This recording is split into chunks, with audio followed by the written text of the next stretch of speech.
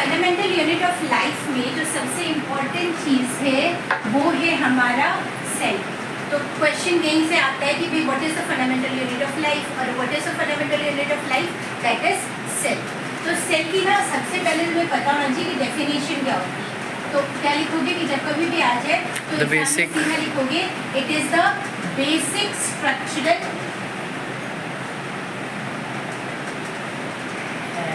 And functional unit of life. Very good. तो ये तो तुम लोगों को रटा पड़ा है। अब जब कभी भी आता है ना बेटा कि डिफाइन सेल, तो सिर्फ और सिर्फ ये लिख कर नहीं छोड़ना कि it is the basic structural and functional unit of life. इसके अलावा तुम्हें क्या करना पड़ेगा, you need to put 2 examples. ठीक है, तो यहाँ पे कोई भी सेल का तुम एग्जाम्पल दे सकते हो। एनिमल सेल लिख सकते हो, प्लांट सेल लिख सकते हो, बैक्टीरियल सेल लिख सकते हो, या फिर कुछ ना याद आए मस्कुलर सेल लिख दो, कुछ भी लिखो, but then you need to give the example of that particular cell. दूसरी चीज़ जो हमारे पास यहाँ पे आता है वो आता है कि सेल की डिस्कवरी किसने की। तो सेल जो है ना वो बच्चे 2 टाइप का 2 बार डिस्कवर हुआ। एक बार हुआ डेड सेल, कौन सा सेल हुआ, डेड सेल, और दूसरा हुआ था लिविंग सेल। ठीक है, तो लुईन हुइक ने क्या था ना शायद ये 1665 में हुआ था, और इसको किया था रॉबर्ट हुक ने, राइट। और यहाँ पे एक और चीज़ याद रखना है कि जो डेड सेल 1665 में रॉबर्ट हुक ने किया था वो कहाँ पर किया था, वो पेड़ के बार्क ऑफ द ट्री। ये क्या है, बार्क ऑफ द ट्री।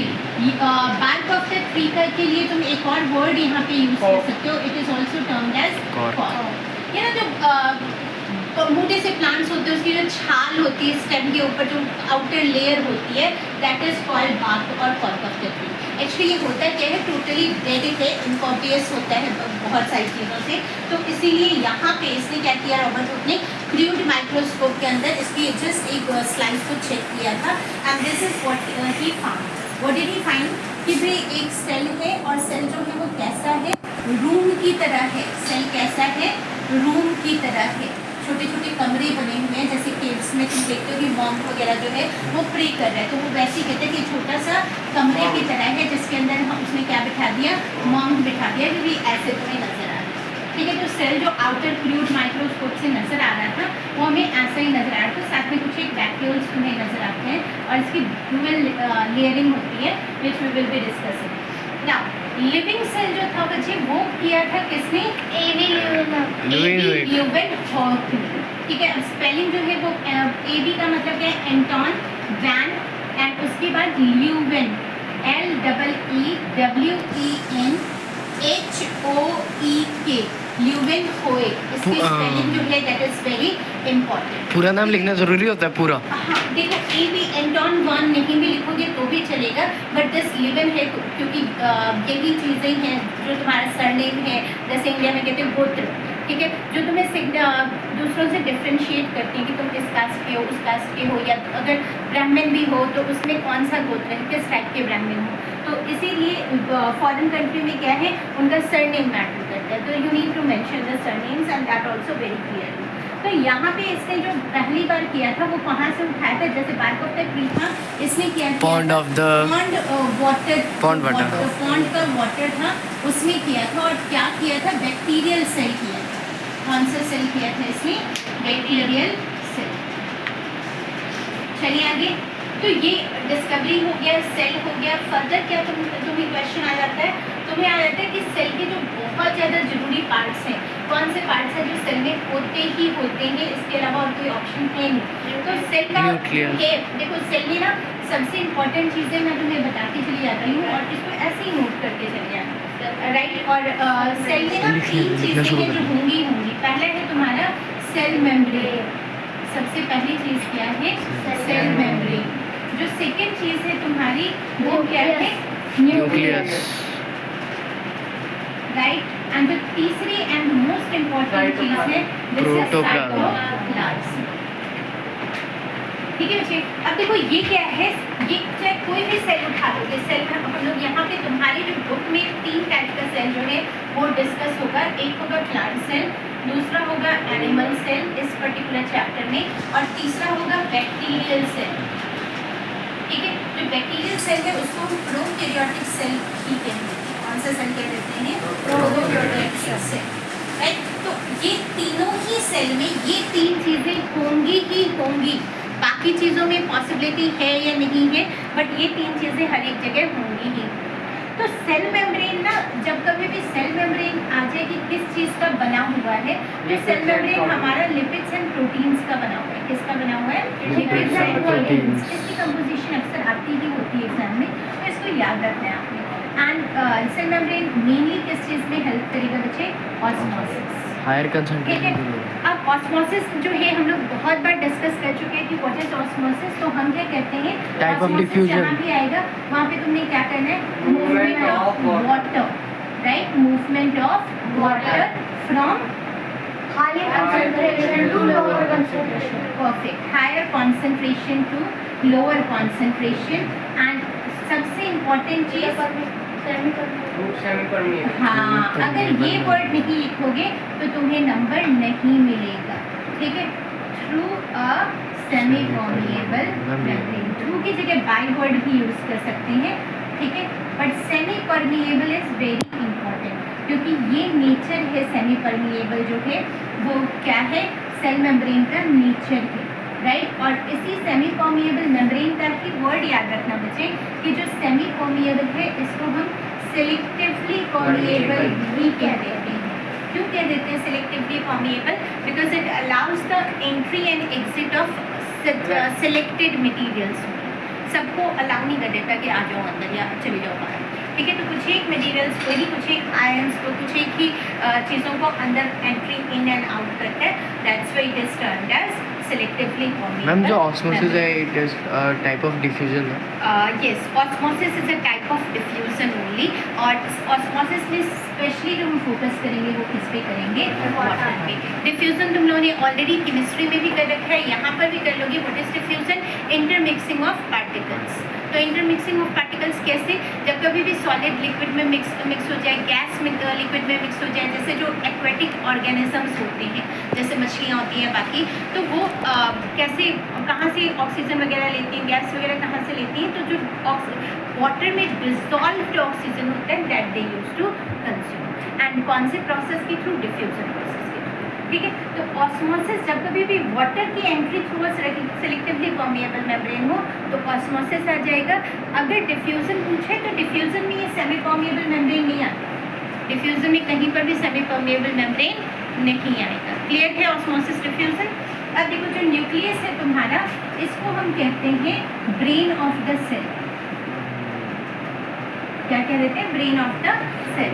तो मेन ब्रेन हमारा करता क्या है? कंट्रोल, कमांड करने का काम करता है, कंट्रोल करने का काम करता है, कोऑर्डिनेट करने का काम करता है। तो ये जो है वो सीपीयू है हमारा। क्या है? सीपीयू है, कंट्रोल एंड कोऑर्डिनेटिंग यूनिट है, सारा कुछ ही। न्यूक्लियस के अंदर इसके 4 पार्ट्स होते हैं, वो मैं तुम लोगों को ऑलरेडी बता चुकी हूँ, उसको डिटेल में तुमने करते चले जाना है। न्यूक्लियस में सबसे जो आउटर होता है वो क्या होता है? Nuclear membrane.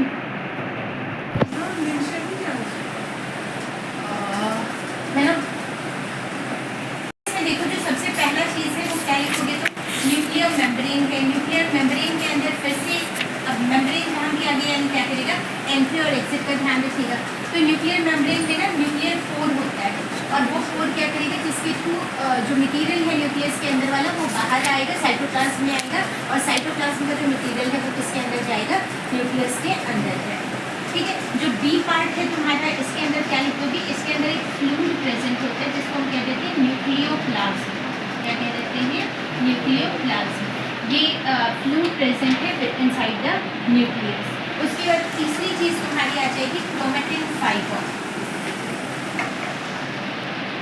ये क्रोमेटिन फाइबर जो है बच्चे वो ड्यूरिंग सेल डिवीजन क्रोमोसोम्स बना लेगा। क्या बना लेगा? ये क्रोमोसोम्स। और ये क्रोमोसोम्स जो है इसके अंदर मेनली क्या है? डीएनए है। क्या है? डीएनए। और दूसरी चीज़ क्या आ जाती है इसी के अंदर? प्रोटीन। बी पार्ट देखो तुम्हारा क्या है इसके अंदर? इसके अंदर न्यूक्लियोलस है, वेरी इंपॉर्टेंट। क्या है यहाँ पे? न्यूक्लियोलस। जो ये न्यूक्लियोलस है ना बच्चा, ये क्या है? इसको हम आरएनए फैक्ट्री भी कहते हैं। क्या कह देते हैं? RNA factory. आरएनए जहाँ कहीं भी आ गया ना, आर राइबोसोम्स प्रेजेंट है। क्या प्रेजेंट है? राइबोसोम्स। और राइबोसोम्स जहाँ भी आ गया इसका काम क्या हो जाएगा, सिंथेसिस ऑफ प्रोटीन।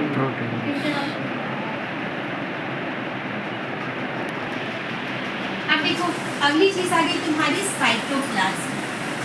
जो साइटोप्लाज्म है इसके अंदर होता क्या है, दो चीजें के मीनिंग, ये एक तो इसके अंदर फ्लूइड प्रेजेंट है जिसको हम क्या देते हैं साइटोसोल, फ्लूइड को क्या कह देते हैं साइटोसोल, और इसी साइटोसोल के अंदर ऑर्गेनेलीज फ्लोट हो रही होती है, तो जिसको हम क्या देते हैं सेल ऑर्गेनेलीज, क्या कह देते हैं cell organelles, which we will be discussing in detail. यहाँ तक कोई भी डाउट हो नहीं है ना? तो चलो अगले टॉपिक पे चलते हैं हमारा कि ये बैक्टीरियल सेल जिसको मैंने एक नया नाम दिया है कि प्रोकैरियोट्स भी कहते हैं, प्रोकैरियोटिक सेल भी कहते हैं, और इन दोनों का अलग नाम है, तो उसकी बेस पर कि यहाँ भी क्या चीज़ें होती हैं। तो देखो दो चीज़ यहाँ पर आता है, एक तो होता है कि भाई depending on size and shape हम क्या करते हैं सेल को अलग अलग टाइप्स में डिवाइड करते चले जाते हैं, राइट। अब कैसे सेल को डिवाइड करते चले जाते हैं, तो हम क्या कहते हैं कि सेल कैन बी, अगर साइज छोटा है तो it can be prokaryotic cell, कौन सा सेल, एंड जो ऑर्गेनिज्म जिसमें प्रोकैरियोटिक सेल होगा उसको हम कह देते हैं प्रोकैरियोट्स। दूसरा कौन सा आ जाता है हमारा, यूकैरियोटिक सेल्स आ जाती है या फिर यूकैरियोट्स आ जाते हैं।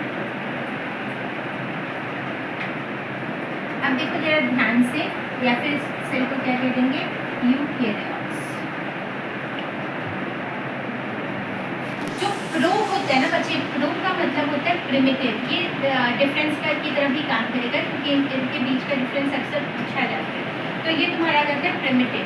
जो यू होता है इसका मतलब होता है फ्रूट, राइट, और कैरियोट वर्ड जो है इसका मतलब होता है न्यूक्लियस, राइट। तो जो प्रोकैरियोटिक सेल होंगे उसमें पुराने टाइप का प्रिमिटिव टाइप का न्यूक्लियस होता है, जबकि जो यूकैरियोटिक न्यूक्लियस है उसमें कौन सा न्यूक्लियस होगा, ट्रू न्यूक्लियस होगा। ट्रू न्यूक्लियस का मतलब these will have these parts, ठीक है। प्रोकैरियोटिक सेल का जो साइज है वो बहुत ज़्यादा छोटा होता है, माइक्रोमीटर्स में होता है, 1 से 10 होता है ना, 1 से 10, हाँ ठीक है, माइक्रोमीटर्स में होता है जो प्रोकैरियोटिक सेल का साइज होता है। तो size is very very very small in microns, ठीक है, जबकि यूकैरियोटिक सेल्स जो है वो कंपेयर टू 5 से 100, these will be क्या होगा, बड़े माइक्रोमीटर्स आते हैं वर्ड यूज करना। कौन सा वर्ड यूज करोगे, माइक्रो। मैम क्या होता है वो 10 की power -6, 10 raised to the power -6, ठीक है, एक माइक्रोमीटर की वैल्यू क्या है, 10 raised to the power -6।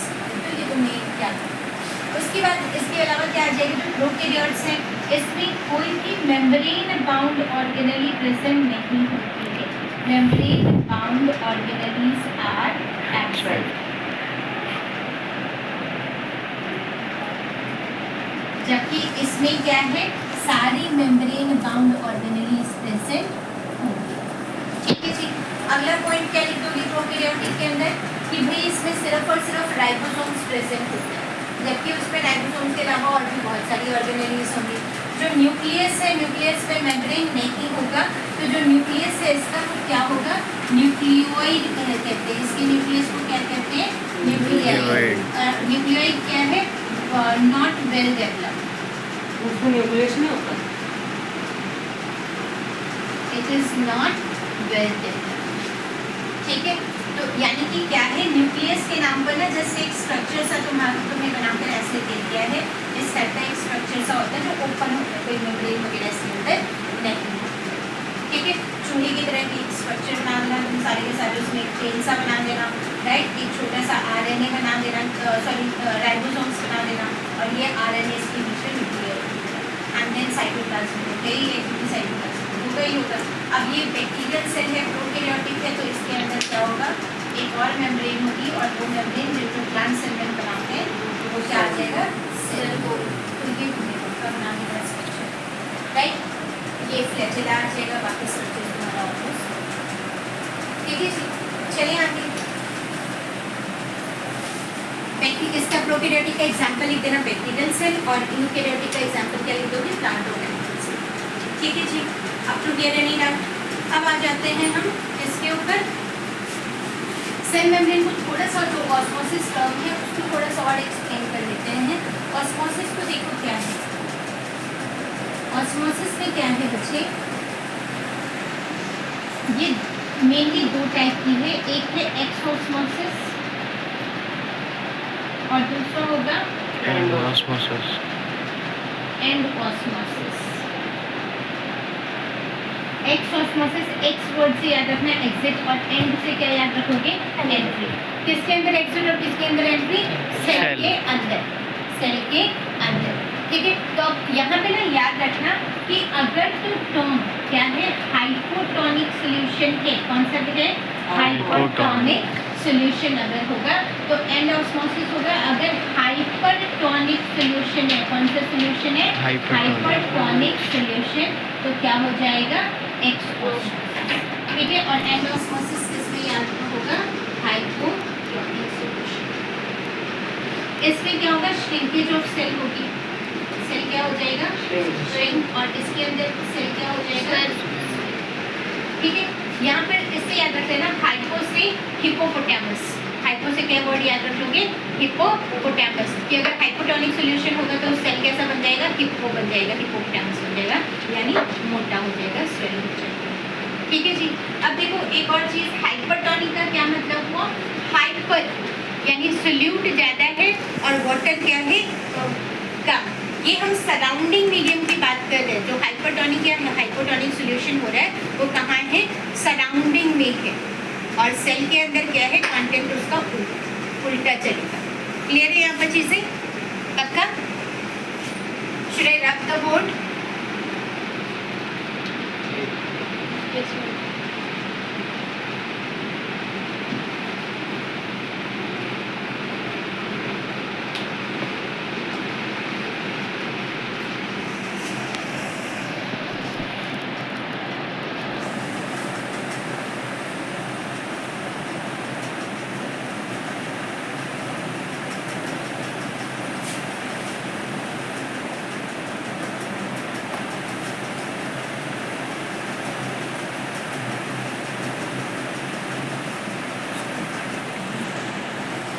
तो अब देखो हमारा जो नेक्स्ट है वो क्या है, सेल ऑर्गेनेल्स। अब जरा ध्यान से देखो, सेल ऑर्गेनेल्स में क्या है बच्चे, मैंने इसको जिस वे में करा रही हूँ क्योंकि नॉर्मली एग्जाम्स में ना तुम्हें आ जाता है इसी टाइप का।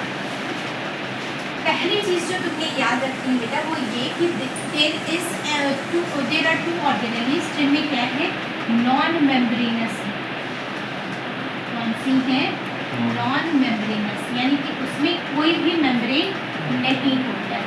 तो जो पहली ऑर्गेनेली है ये कौन सी है, राइबोसोम्स। बार बार तुम लोगों को ना ये चीज़ें रिपीट करवाती जाती है।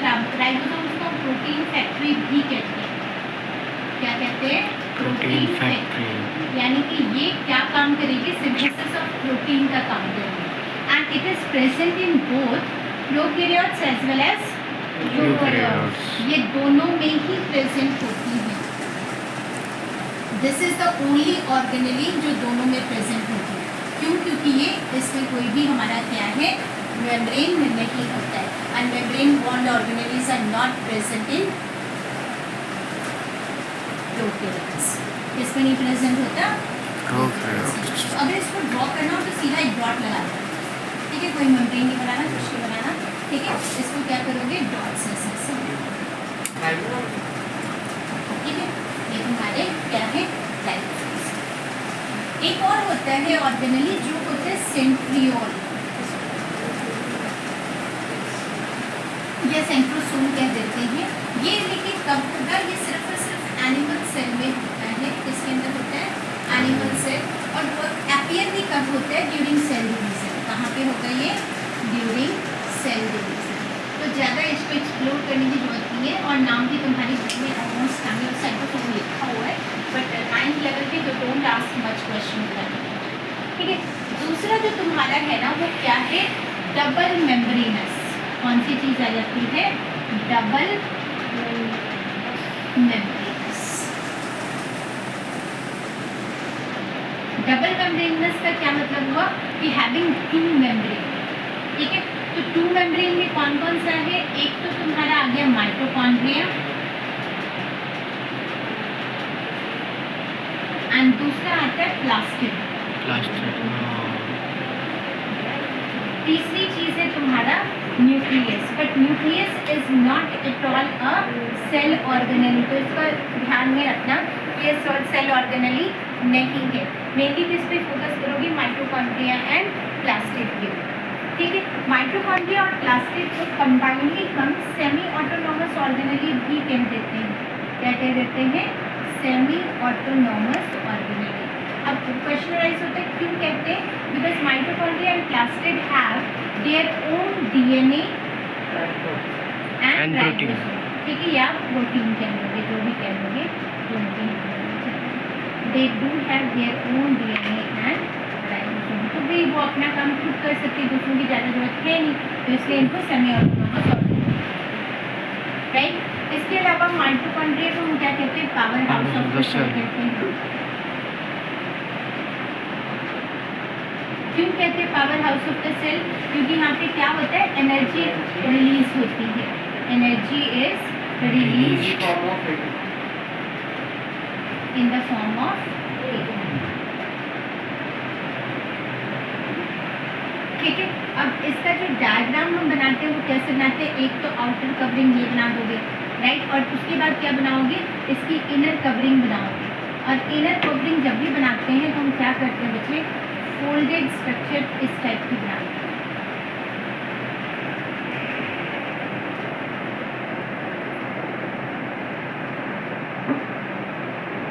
यहाँ पे क्वेश्चन आता है कि भाई ये जो इनर फोल्डिंग्स हैं इसको हम क्या कहते हैं, इनर फोल्डिंग्स जो हैं उसका क्या फ़ायदा है, क्यों होती है ये inner foldings, what is the reason for this inner folding.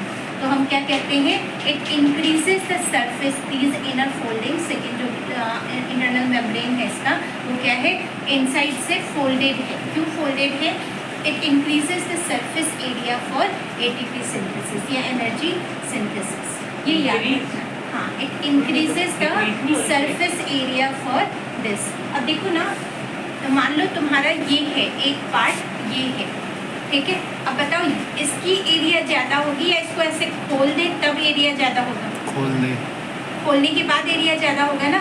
तो सेम सोचो यहाँ पे, जो तुम्हारा ये राउंड बना देंगे वो उसका एरिया ज़्यादा होगा, या ये अंदर से जो ये कर्विंग्स बना दी है उसका एरिया ज़्यादा होगा, किसका एरिया ज़्यादा होगा, जो बनी हुई है ना। तो क्या कहोगे, it increases the surface area for ATP synthesis, ठीक है। तो अगर तुम्हें बनाना हो तो उसको छोटा साइज में डायग्राम तुम इसका बना सकते हो, राइट। अब देखो आगे तुम्हारा क्या है, प्लास्टिड। प्लास्टिड क्या है बच्चे, प्लास्टिड तुम लोगों का एक बार और मैं रिपीट कर देती हूँ, ऑलरेडी है ऑलरेडी डन। प्लास्टिड जो है वो सिर्फ और सिर्फ प्लांट सेल के अंदर होगा, किसके अंदर होगा, ये सिर्फ और सिर्फ प्लांट सेल के अंदर। कुछ एक जो तुम्हारे प्रोकैरियोट्स है उसके अंदर भी होता है, जो ब्लू ग्रीन एल्गा वगैरह, जिसके अंदर क्या है कि फोटोसिंथेसिस होती है, बट उसके अंदर कौन सा, ये वाला प्लास्टिड एज सच रिप्रेजेंट होता है, कुछ और। प्लास्टिड जो है वो 3 टाइप की होती है, कौन कौन सी, जल्दी, chloroplast, chloroplast, chromoplast and then leucoplast, ठीक है जी, क्लोरोप्लास्ट, क्रोमोप्लास्ट एंड ल्यूकोप्लास्ट, ठीक है। ये तीनों टाइप की हैं, तुम्हें इन सबके फंक्शंस जो हैं वो ऑलरेडी करा चुकी हूँ मैं। क्लोरोप्लास्ट क्या है, फोटोसिंथेसिस में हेल्प करेगा एंड इसमें ग्रीन पिगमेंट होता है, कौन सा पिगमेंट होता है, ग्रीन पिगमेंट, जिसका नाम क्या है, क्लोरोफिल, ये ग्रीन कलर का पिगमेंट है। जो क्रोमोप्लास्ट होता है इसके अंदर बाकी के जितने भी कलर्स होते हैं, ब्लू हो गया, ऑरेंज हो गया, येलो हो गया, रेड हो गया, वो सारे कलर क्रोमोप्लास्ट से मिलेगा। जो ये काम करेगा वो उसका काम क्या था तुम्हारा, फोटोसिंथेसिस। जो इसका काम है वो क्या होगा, अट्रैक्शन फॉर पॉलिनेशन। जब भी कोई चीज़ कलर्ड होती है, कलरफुल होती है, तो इंसेक्ट्स क्या होता है, उससे अट्रैक्ट होते हैं। तो मेनली ये क्या है कि जो फ्लावर्स है या फ्रूट्स है उसको कलर देने का काम करते हैं, फ्लावर्स है फ्रूट्स को कलर देने का काम करेगा। और ये किस कहाँ पे प्रेजेंट होगा, लीफ के अंदर, या फिर जो ग्रीन स्टेम है हर्ब्स वगैरह में, उसमें ये प्रेजेंट होता है। ल्यूकोप्लास्ट कहाँ पे होगा, रूट्स के अंदर प्रेजेंट होता है, वाइट कलर का प्लास्टिड है, और इसका मेन काम क्या होगा, स्टोरेज, और स्पेशली स्टोरेज किस चीज़ की, फ्रूट्स, फूड की स्टोरेज, वेस्ट हो गया, गैसेस हो गई, उन सबके फॉर्म में स्टोर करेगा। यहाँ तक ठीक है।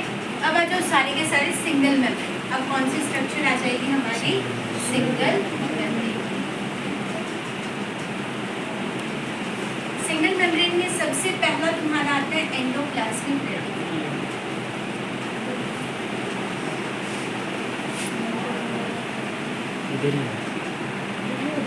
एंडोप्लाज्मिक रेटिकुलम जो है वो चैनल की तरह काम करता है। किसकी तरह काम करता है? चैनल की तरह काम करेगा। किसके चैनल की तरह काम करेगा? Who is this? ठीक, किसके चैनल की तरह काम करेगा? Between nucleus and cytoplasm. ये किसके चैनल की तरह काम कर रहा है? Between nucleus and cytoplasm. ठीक है, तो मटेरियल्स के को इन एंड आउट करने में हेल्प करेगा। अलॉन्ग विद इट इसका एक और काम है, ये क्या करेगा? Membrane biogenesis. और यहाँ पे हम कौन से मेम्ब्रेन की बात कर रहे हैं बच्चे? सेल मेम्ब्रेन की। उसके बायोजेनेसिस में हेल्प करता है। बायोजेनेसिस का क्या मतलब कि भाई उसकी जो सेल मेम्ब्रेन है वो अगर रिपेयर करवाना है या नया फॉर्मेशन होनी है तो it will be done with the help of endoplasmic reticulum. Endoplasmic reticulum या तो तुम ऐसे खाली बना सकते हो या क्या करोगे? इसके ऊपर बिंदियाँ लगा दोगे।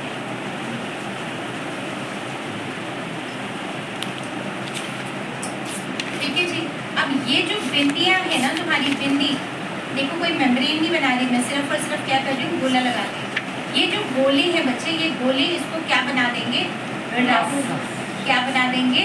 रफ। और जहाँ पे बिंदी नहीं लगी हुई वो क्या हो गया तुम्हारा? स्मूथ। ठीक है, तो ये जो हाँ, तो ये तुम्हारा क्या है एक्चुअली? This is ribosome. क्या है ये? राइबोसोम है।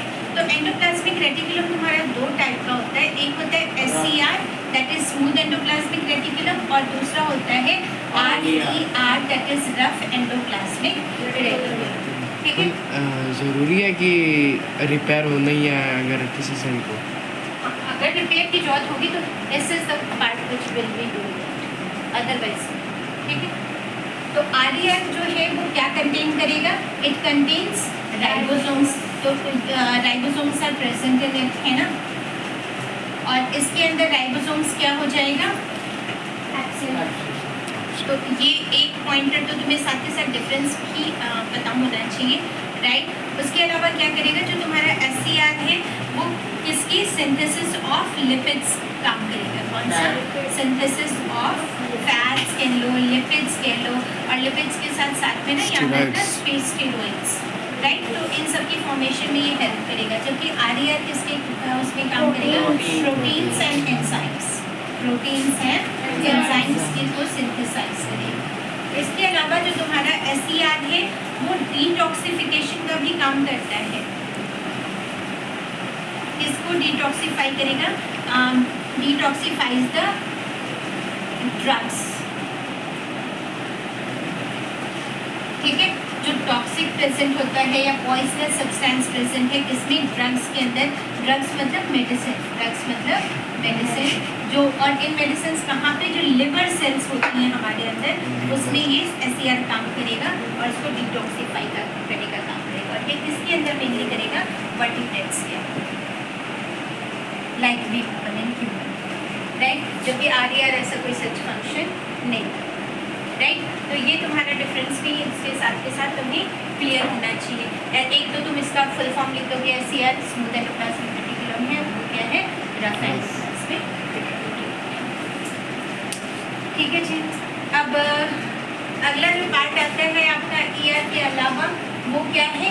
Golgi apparatus. Very very very important. या गोल्जाई बॉडी भी कह देते हैं, कई लोग इसको गोल्जी बॉडी कह देते हैं, कुछ भी ले लो इसका नाम, but spelling should be same. तो या तो एपरेटस लिख लो या फिर क्या लिख लोगे?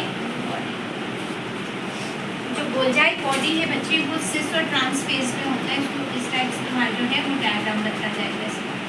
और इसका मेन काम क्या है? ये पैकेजिंग मटेरियल का काम करता है। इसके अलावा यहाँ पे ना जो इसके यहाँ पे क्या है? छोटे छोटे से ना वेसिकल्स से प्रेजेंट होते हैं। क्या प्रेजेंट होते हैं? वेसिकल्स। और ये वेसिकल्स क्या करती हैं? बाद में लाइसोसोम्स लाइसोसोम्स के फॉर्मेशन में जो है वो हेल्प करती हैं। तो साथ में packaging material, storing material, storage and packaging material canal हो गया, चैनल हो गया, जो एक चीज़ को दूसरे में ट्रांसफ़र करता जाएगा। साथ में क्या है, formation of lysosomes from what, from these vesicles. ये इनको हम क्या कहेंगे, वेसिकल्स। तो ये वेसिकल्स जो है वो ब्रेक ओवर क्या बनाएंगी, लाइसोसोम्स। ठीक है जी। बुलजाई को हम ट्रैफिक पुलिस भी कह देते हैं। क्या कह देते हैं, ट्रैफिक पुलिस, यानी कि ये निगरानी रखने का काम करता है कि कौन सी चीज़ अंदर और बाहर जा रही है, तो उस निगरानी का काम करता है। तीसरी चीज़ जो है आपका वो कौन सा, भी लाइसोसोम का नाम ले रहे थे, तो let's talk about lysosomes only. Lysosome जो है बच्चे, ये हम इसको सुसाइडल बैग कहते हैं। और क्यों कहते हैं सुसाइडल बैग्स, अक्सर एग्जाम में क्वेश्चन आ जाता है। लाइसोसोम्स का जब शेप बनाओगे ना, तो लाइसोसोम्स तुम्हारा किस टाइप का बनेगा, ये ट्रायंगुलर शेप, इस टाइप का तुम बनाना चाहिए, ये तुम्हारी लाइसोसोम्स होंगे। ठीक है। लाइसोसोम्स का मेन जो काम है होता है ना, वो क्या होता है कि जितने भी तुम्हारे अनवांटेड या जो भी डिस्ट्रक्टेड, हाँ, रप्चर्ड है, डैमेज्ड है या अनवांटेड है, उन सभी सेल्स को क्या करता है, ये डाइजेस्ट मतलब उसको क्या करेगा, ये एक एंजाइम रिलीज करेगा, और उसके एंजाइम रिलीज होते ही वो क्या होगा, खत्म हो जाएगा। राइट। तो डाइजेस्ट वर्ड हम यूज़ करते हैं। कई बार आ जाते हैं कि कौन सा एंजाइम, तो इसके अंदर एक एंजाइम प्रेजेंट हो गया जिसका नाम है हाइड्रोलिटिक एंजाइम। ठीक है। और कई बार क्या होता है कि ये जब इसको कुछ नहीं मिलता है और it abnormally, it starts behaving abnormally और it does not get anything to eat away और डाइजेस्ट, तो ये क्या करता है, खुद की ही सेल को डाइजेस्ट कर लेता है by over secreting this enzyme. तो इसलिए इसको क्या कहेंगे, by the action of hydrolytic enzyme. तो that's why we also used to call it as suicidal bags, कि खुद को ही खा लिया इसने। राइट।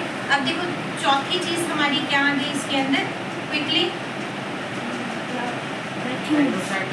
वैक्यूल्स।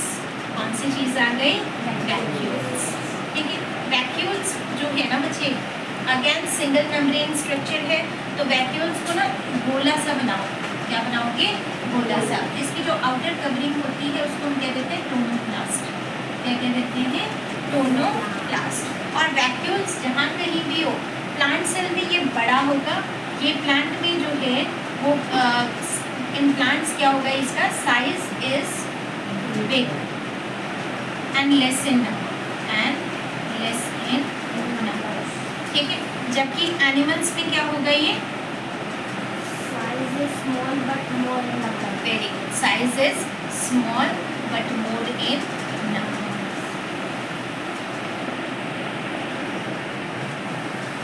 एक और चीज़ याद रखो, जो वैक्यूल्स है उसका काम क्या होगा, हमेशा स्टोरेज का काम क्या होगा, इसका स्टोरेज का। तो स्टोरेज किस चीज़ का करेगा, फूड का स्टोरेज कर सकता है, वेस्ट का स्टोरेज कर सकता है, अमाइनो एसिड्स का स्टोरेज कर सकता है, गैसेस का स्टोरेज कर सकता है, ठीक है, न्यूट्रिएंट्स का स्टोरेज कर सकता है। तो ये सारी स्टोरेज वाला काम जो भी है वो कौन करेगा, वैक्यूल्स। राइट। और वैक्यूल्स जो है वो मेनली क्या होगा, जैसे जैसे प्लांट का साइज बढ़ता जाएगा, वैक्यूल्स का साइज भी क्या होता चला जाएगा, बढ़ता चला जाएगा। ठीक है जी। Up to here any doubt, यहाँ तक कोई डाउट, कोई और ऑर्गेनली बचा अपना, यहाँ तक कुछ बचा नहीं बचा, शुड आई रैप दीज?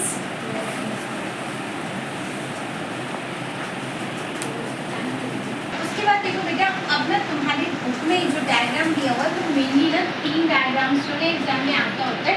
एक प्लांट सेल आता होता है, दूसरा आता है एनिमल सेल, और तीसरा जो है वो ऑलरेडी थोड़ा बहुत मैं ड्रॉ कर चुकी हूँ, और ईसीएस है प्रोकैरियोटिक सेल, जिसको हम बैक्टीरियल सेल भी कहते हैं। ठीक है। तो मेनली प्लांट सेल और एनिमल सेल जो है ना, वो नॉट ओनली डायग्राम, इसका डिफरेंस भी आ जाता है इसमें। तो एक दो टाइप के क्वेश्चन आते हैं। एक आता है कि भाई ड्रॉ दीज स्ट्रक्चर्स, की प्लांट सेल या एनिमल सेल ड्रॉ करो और कोई भी 6 पार्ट लेवल करो, कोई भी 6 पार्ट लेवल, यानी 6 पार्ट। अब देखो उस चीज़ का ध्यान रखना है कि वही लेवल होना चाहिए। कुछ एक क्या कहते हैं कि draw both the structures and label the parts which differentiate it from animal cells. जैसे प्लांट सेल ड्रॉ किया और वो पार्ट्स लेबल करने जो एनिमल सेल में उससे क्या है, डिफरेंट है। कई बार क्या वो तुमसे क्वेश्चन पूछ लेते हैं कि एनिमल सेल ड्रॉ करो और उन पार्ट्स को लेबल करो जो प्लांट सेल से डिफरेंट है। तो तुमने अकॉर्डिंगली क्या करना है बच्चा, दिमाग लगाकर ड्रॉ करना। पहला चीज़ जब ड्रॉ करोगे ना, तो मैं रफली ही ड्रॉ करके क्या करोगे तो प्लांट सेल जब कभी भी ड्रॉ करने के लिए बैठोगे तो सबसे पहले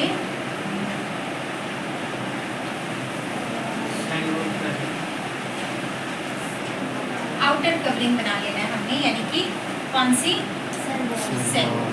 उसके बाद अंदर कौन सी कवरिंग आ जाएगी तुम्हारी सेल मेम्ब्रेन। तो रफ हैंड से बट बड़ा बना रहे। अब जैसे तुमने तो ये साथ के साथ ही लेबल करते जाओगे, ये तुम्हारा कौन सा पार्ट आ गया सेल वॉल, ये वाला कौन सा पार्ट आ गया सेल मेम्ब्रेन। इसको बोल लेटर से करना।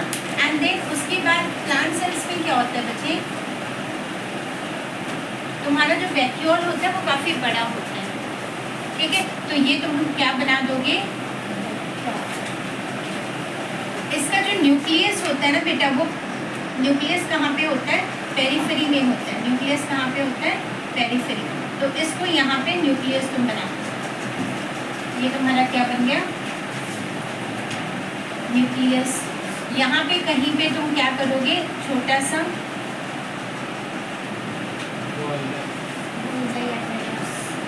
साथ में क्या बना दोगे,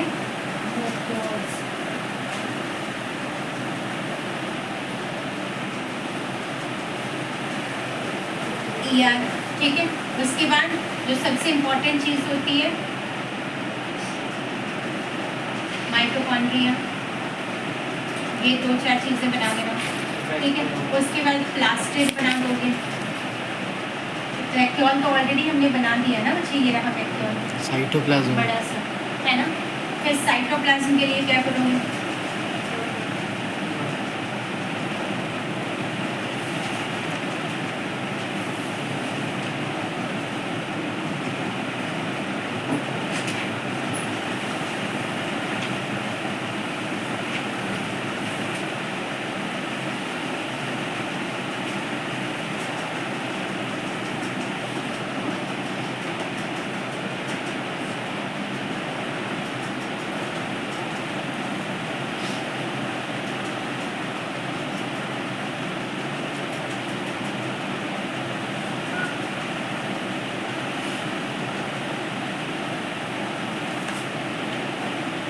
गोल्जाई बॉडी को ना एक्चुअली जो प्लांट्स होती हैं उसके अंदर हम क्या देते हैं डिक्टियोसोम्स, बट ये तुम्हें याद करने की जरूरत नहीं है। रीज़न क्या है कि तुम्हारे NCERT में ये वर्ड नहीं गिवन होता क्या है ये?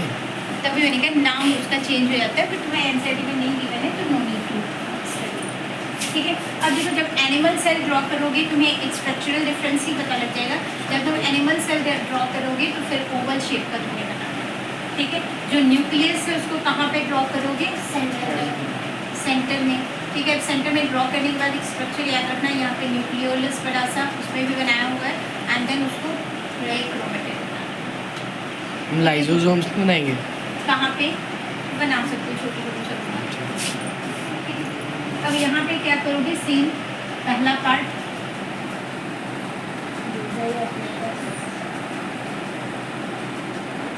ठीक है जी बना दिया। उसके बाद क्या बना लोगे, यहाँ पे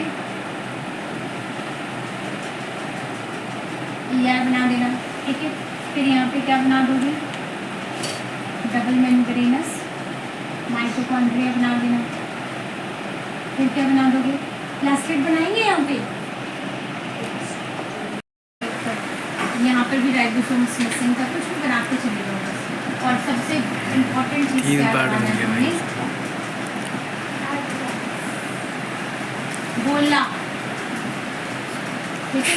यहाँ पे वैक्यूल बना दो, क्या बना दोगे, बट थोड़ा सा ज़्यादा खाली खाली वैक्यूल, एंड उसके बाद लाइसोसोम्स बना दोगे, ठीक है। चलो हो गया बस, एंड लेबलिंग कर दोगे इसके अलावा, ठीक है। तो यहाँ पे जो लेबलिंग करोगे वो किससे, आउटर कवरिंग कौन सी हो जाएगी तुम्हारी, प्लाज्मा सेल मेम्ब्रेन, या फिर उसी को हम क्या कहते हैं प्लाज्मा मेम्ब्रेन, न्यूक्लियस, ये वो सारी चीज़ें तुम्हें पता ही है। वुड बी में भी लेबलिंग हो गई, जब प्लास्टिड का लेबल करेंगे हम ना, इसके अंदर प्लास्टिड नहीं होगा, ये चीज़ याद रखना है। एंड फिर उसके बाद लेबलिंग करते जाना, कर दें। ये तुम्हारा वैक्यूल हो गया, ये तुम्हारा क्या आ गया, लाइसोसोम आ गया, ये तुम्हारा क्या आ गया माइटोकॉन्ड्रिया आ गया। ये चीज़ क्या आ गई तुम्हारी? ये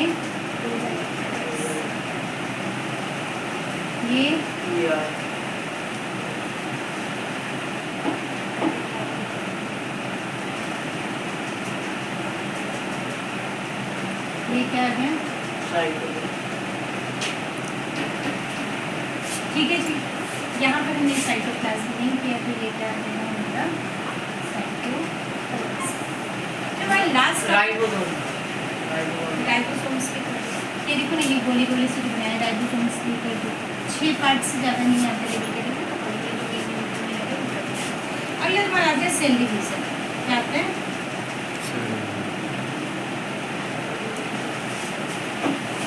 सेल डिवीजन का क्या मतलब है? तुम जब पैदा होते हो तो छोटे से बेबी होते हो, और अब कितने बड़े हो? तुम कैसे हो गए इतने बड़े? हार्मोन्स। ये सेल डिवीजन के कारण होते हैं। क्यों होते हो? सेल डिवीजन के कारण। या फिर भी एक मेल और फीमेल की मीटिंग से कैसे एक बच्चा बन जाता है, वो भी किसके कारण बनता है? Cell division.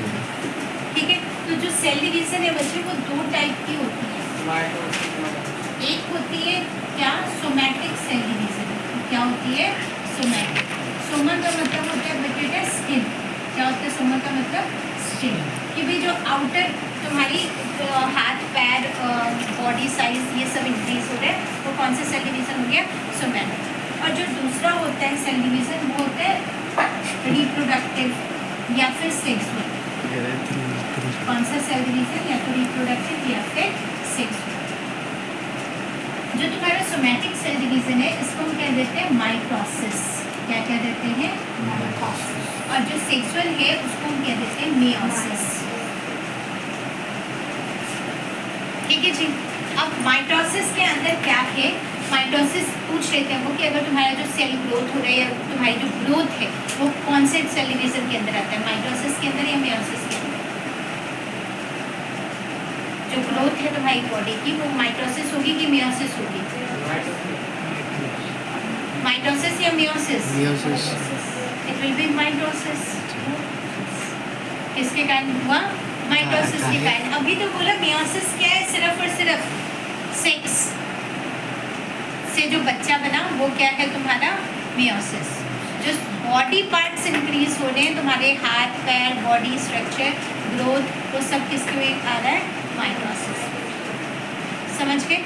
माइटोसिस में क्या होता है बच्चे कि जो एक पार्ट है वो एक सेल जो है वो डिवाइड होकर कितना बनाता है? 2 सेल बनाता है। एक सेल डिवाइड होकर कितने सेल बनाएगा? 2। और मियोसिस के अंदर क्या है कि एक सेल डिवाइड होकर 2 फिर 4 बनाते हैं। और ये 2 क्या है? डॉटर सेल्स है। क्या है ये?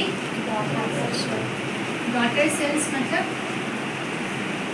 एक से कई बार बच्चे मुझसे क्वेश्चन पूछते हैं, ma'am why daughter cells, why not son cells? तो भाई जो मेजर रोल होता है ना वो क्या है? माँ का होता है, क्योंकि सारी जो परवरिश होती है, जो ग्रोथ होती है, वो किसके अंदर होती है? माँ के अंदर ही होती है। और मेजर रोल उन्हीं का होता है, तो डॉटर सेल्स कहते हैं, सन सेल्स नहीं कहते। मुझसे भी बड़ा रोल फादर का नहीं है। फादर का कोई रोल नहीं है, फादर का कोई रोल ही नहीं है एक्चुअली। ठीक है ना? बिना फादर के कैसे होगा? बिना फादर के कैसे? You can get the sperm from here and there, है ना? चलो वो तो एनीवेयर। अब देखो हमारी बॉडी में, तुमने क्लास 8 में भी किया होगा बेटा, कि हमारी बॉडी में 23 पेयर ऑफ क्रोमोसोम्स हैं। कितने हैं क्रोमोसोम्स? 23 sex pair. chromosomes हैं। हाँ, तो 23 पेयर जब हम कहते हैं ना, यानी कि इन टोटल नंबर अपने पास कितना आ गया बच्चे? 46। तो ये जो 46 है, जो माइटोसिस के अंदर है ना, ये 46 क्या है कि जब डिवाइड होता है तो ये ऐसे ही रहता है कि 46 है, 46 ही रहता है। लेकिन मियोसिस के अंदर क्या हो जाता है कि जो 46 मदर का है और 46 क्या किसका है? फादर का है, राइट? तो उसमें से सिर्फ 23 मदर का जाएगा और 23 किसका जाएगा? फादर का। समझ गए? तो मियोसिस क्या है? 23, ये हाफ हो जाता है। ये क्या हो जाता है? हाफ। यानी कि अगर 46 है तो ये कितना हो जाएगा 20, या जबकि यहाँ पे क्या हो जाएगा ये the number remains, the number of chromosome remains same. यहाँ पे नंबर ऑफ क्रोमोसोम क्या रहेगा सेम, बट यहाँ पे नंबर ऑफ क्रोमोसोम क्या रह जाएगा हाफ। यहाँ पे नंबर ऑफ क्रोमोसोम क्या हो जाएगा हाफ। क्लियर है फ्रेंड्स? पक्का? चलिए